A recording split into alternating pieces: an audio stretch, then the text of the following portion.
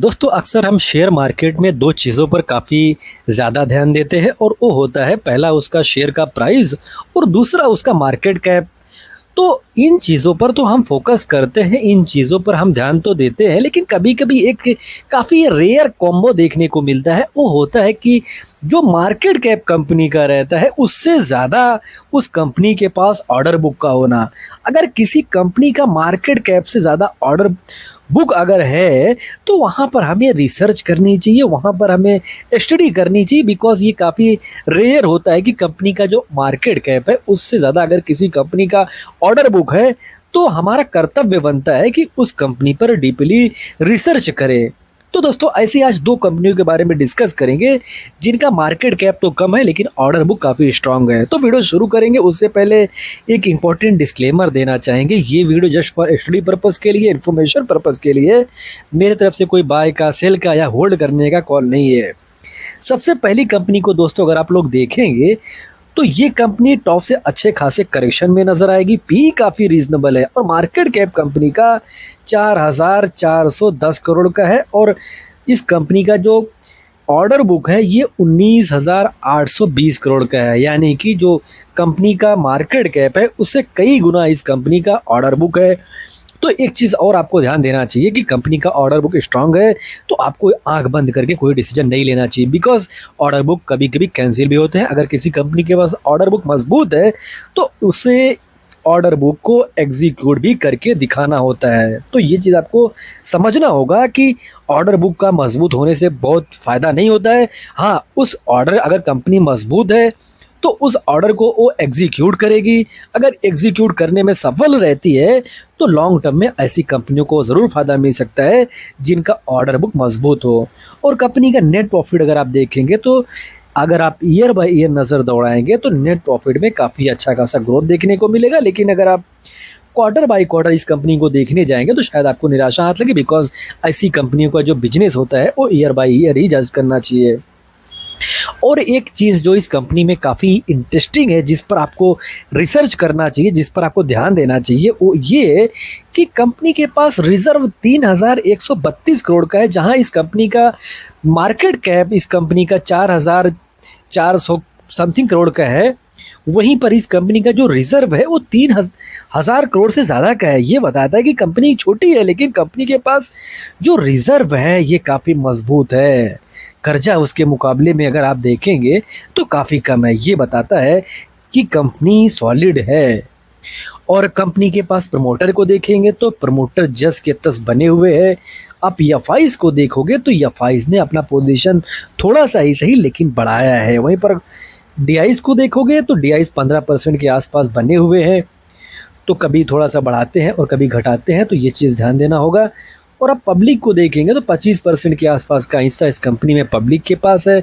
अगर आप प्रोज देखने जाएंगे तो आपको यहाँ पर प्रोज नहीं दिखेगा, लेकिन अगर इस कंपनी का प्रोज ही देखना चाहेंगे तो कुछ प्रोज ऐसे हो सकते हैं। मान लीजिए कंपनी का मार्केट कैप छोटा है लेकिन ऑर्डर बुक इतना स्ट्रांग है तो ये भी प्रोज बन जाता है। और ऐसे सेक्टर में कंपनी काम कर रही है जो काफ़ी ग्रोथ वाला सेक्टर है। और कॉन्स की बात करेंगे तो कई सारे इस कंपनी में कॉन्स भी है, तो आपको ये चीज़ जानना होगा कंपनी में प्रोज भी है और कंपनी में कॉन्स भी हैं। ऑर्डर बुक मजबूत है तो ऑर्डर बुक मजबूत है तो इस कंपनी को ऑर्डर बुक को एग्जीक्यूट भी करके दिखाना होगा, तभी लॉन्ग टर्म में इस कंपनी को फायदा मिलेगा। और दोस्तों इस कंपनी का अगर आप बिजनेस देखेंगे तो कंपनी का बिजनेस क्या है, तो ये company metro projects, road, flyovers, bridges and other जो सिविल कंस्ट्रक्शन होते हैं उनमें ये कंपनी काम करती है। और इसका जो बिजनेस है ये लगातार ग्रो करता हुआ दिख रहा है। और कंपनी का जो नाम है वो नाम जे कुमार इंफ्रा प्रोजेक्ट है। तो इंटरेस्टिंग कंपनी है, आपको इस पर डीपली रिसर्च करने की ज़रूरत है। और दोस्तों दूसरी कंपनी को देखेंगे, इसका जो हाई है 52 का हाई 118 का है और करंट प्राइस 96 का है। और ये कंपनी का जो 52 का लो है 84.2 है, यानी कि टॉप से ये कंपनी अच्छा खासा करेक्शन भी दिखाई है। और इस कंपनी का पी देखेंगे तो 29.3 का है। लेकिन अगर आप सबसे ज़्यादा जो इम्पोर्टेंट चीज़ है जिस पर आज फोकस हम कर रहे हैं वो मार्केट कैप का है, तो इस कंपनी का मार्केट कैप 2,486 करोड़ का है।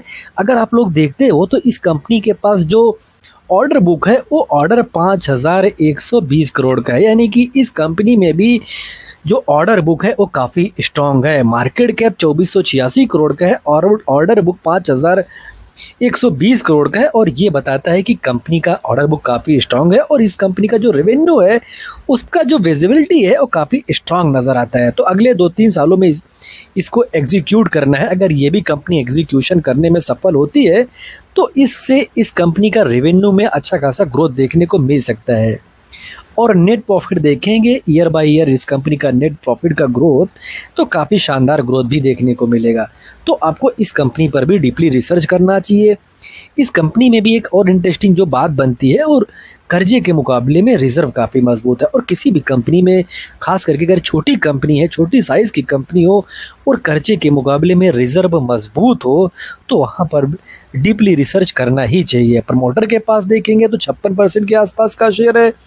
वहीं पर एफआईज के पास देखेंगे तो छोटी सी हिस्सेदारी है, लेकिन डीआईज को अगर आप देखते हैं तो डीआईज के पास काफ़ी बड़ा पोजीशन है। पब्लिक को देखेंगे तो 28% के आसपास का पोजीशन पब्लिक के पास है। तो कुल मिलाकर अभी रिसेंटली लिस्टेड कंपनी है, इंटरेस्टिंग कंपनी है, आपको यहाँ पर भी रिसर्च करने की ज़रूरत है। और प्रोस की बात करेंगे तो पिछले 3 सालों का जो आरओई का ट्रैक रिकॉर्ड रहा है ये काफ़ी अच्छा खासा रहा है। वहीं पर कॉन्स देखेंगे तो कंपनी में आपको कई सारे कॉन्स भी देखने को मिलेंगे। तो इस कंपनी में भी आपको प्रोस और कॉन्स दोनों पर नज़र रखना होगा।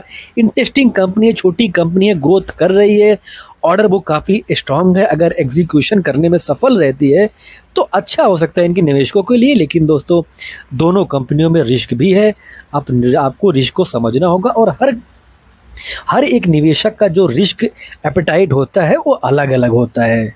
और इस कंपनी का बिजनेस देखेंगे तो इसका बिजनेस काफ़ी इंटरेस्टिंग है। जैसे देखेंगे इंस्टॉलेशन, टेस्टिंग एंड कमीशनिंग, क्या turnkeys basis across multiple infrastructure sectors including power transmission and distribution, water infrastructure and railway projects. तो कुल मिलाकर इसी सेगमेंट में ये भी कंपनी काम कर रही है। तो ये भी कंपनी इंटरेस्टिंग है, बिजनेस इंटरेस्टिंग है। और जो ये बिजनेस हो रहा है, जो ये बिजनेस है, जो ईपीसी का बिजनेस है, जो वाटर इंफ्रास्ट्रक्चर का बिजनेस है, जो पावर ट्रांसमिशन का बिजनेस है, ये ग्रोथ वाले बिजनेस है। और पहली कंपनी में भी अगर आप देखेंगे उसका भी जो बिजनेस, रोड बनाने का जो बिजनेस है, जो फ्लाईओवर बनाने का बिजनेस है, तो ये सारे बिजनेस जैसे जैसे इंडिया ग्रो कर रहा है वैसे वैसे ये बिजनेस भी ग्रो करते हुए दिख रहे हैं। आज से अगर आप 10, 15, 20 साल पहले देखेंगे तो शायद इनका जो बिजनेस था उस लेवल का ग्रोथ नहीं था इस बिजनेस में। लेकिन आज के दौर में देखेंगे तो इस सेक्टर में काम करने वाली जो कंपनियां हैं लगातार ग्रो करती हुई दिख रही है। लेकिन एक चीज़ पर आपको और नज़र दौड़ाना चाहिए, वो ये है कि इस सेगमेंट में काफ़ी ज़्यादा इन कंपनियों का कंपटीशन भी है। तो आपको इस चीज़ पर भी फोकस रखना होगा कि इन कंपनियों का बिजनेस तो इंटरेस्टिंग है लेकिन कंपटीशन भी काफ़ी सॉलिड है। और दोस्तों अगर आपको वीडियो इंटरेस्टिंग लगा हो तो दोस्तों अगर आपने अभी तक चैनल को सब्सक्राइब ना किया हो तो सब्सक्राइब भी ज़रूर कर लीजिए। और इस कंपनी का नाम देखेंगे तो कंपनी का नाम विक्रांत इंजीनियरिंग लिमिटेड है। इंटरेस्टिंग कंपनी है, अभी रिसेंटली लिस्टेड कंपनी है। मार्केट में जब करेक्शन था उस करेक्शन के बीच में ये शांति के साथ लिस्ट हुई है और टॉप से अभी भी करेक्शन देखेंगे तो टॉप से काफ़ी हैवी करेक्शन में भी है। तो आपको इस करेक्शन के दौर में इस कंपनी पर डीपली रिसर्च करने की ज़रूरत है, स्टडी करने की ज़रूरत है। और दोस्तों वीडियो डिस्क्लोज करेंगे उससे पहले एक इंपॉर्टेंट डिस्क्लेमर देना चाहेंगे। ये video just for study purpose के लिए, इन्फॉर्मेशन पर्पज़ के लिए, मेरे तरफ से कोई बाय का, सेल का या होल्ड करने का कॉल नहीं है।